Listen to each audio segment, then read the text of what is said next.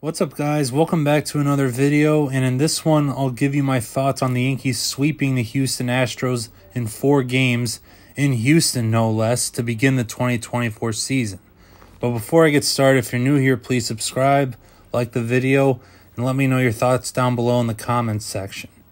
So there's a lot to be excited about after the Yankees swept the Astros in Houston and have now won 7 in a row in Minute Maid Park dating back to last season. But of course, the Yankees have just been dominated in the playoffs by the Astros every single time they've met, dating back to 2015. However, though, in 2015, they had an aging roster and they barely stumbled into the playoffs, losing in the wildcard game to Houston. So that loss didn't really bother me that much, since I knew that they would have been knocked down the ALDS even if they had won that game.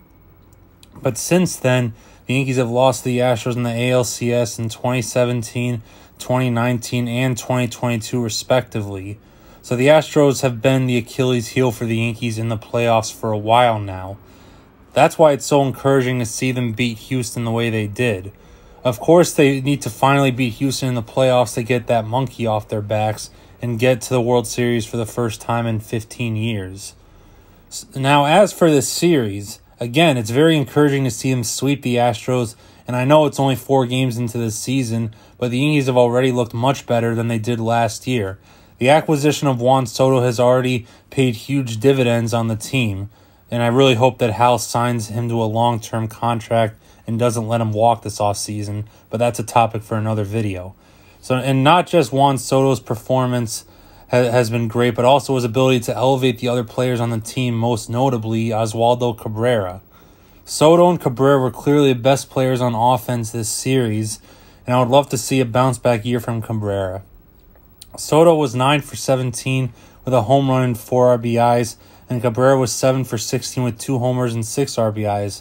Alex Verdugo was very solid defensively as well. Not to mention, Aaron Judge struggled a lot during that series along with Gleyber Torres, but thankfully it didn't matter, and this team will be scary once those two get going. The bullpen was excellent, even though Clay Holmes was a bit shaky in 2 of his 3 saves.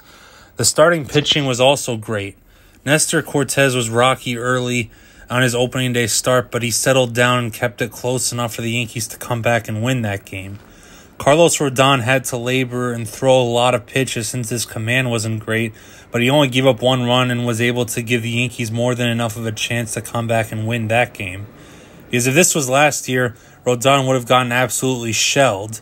And then Marcus Stroman definitely had the best start so far out of the 4 games. He pitched 6 innings, giving up no earned runs, and kept the Yankees in the game, in which they took the lead right after he left, so he was able to earn the win. And then lastly, Clark Schmidt was good overall, although he started to wear out in the 6th inning. Once he got to once the lineup turned over for the 3rd time, he started to struggle. But still, he did his job, and the Yankees won the game. So it's a happy ending, I guess. So overall, the Yankees did a very good job to open the season against the Astros, and now they are headed to Arizona to take on the National League champion Arizona Diamondbacks. And the Diamondbacks are no slouch. Even though they barely made the playoffs last year, they went on an incredible run to get to the World Series and have since gotten better. They, of course, signed former Yankee Jordan Montgomery, although he needs probably a couple more weeks before he's ready to pitch in the big leagues, since he was signed so late in the spring training. And they also signed Eduardo Rodriguez, who is a decent pitcher for the Tigers the last few years. And he is injured, so I don't think he's going to play for a bit. But regardless, the team has gotten better. And I don't expect the Yankees to sweep the Diamondbacks, but I definitely think they should be able to take 2 out of 3 from them. It's a very, very reasonable ask. So that'll do it for this one. If you're new here, please subscribe, like, and drop a comment. Thank you for watching, and I'll be back for another recap after the Diamondbacks series. See you next time.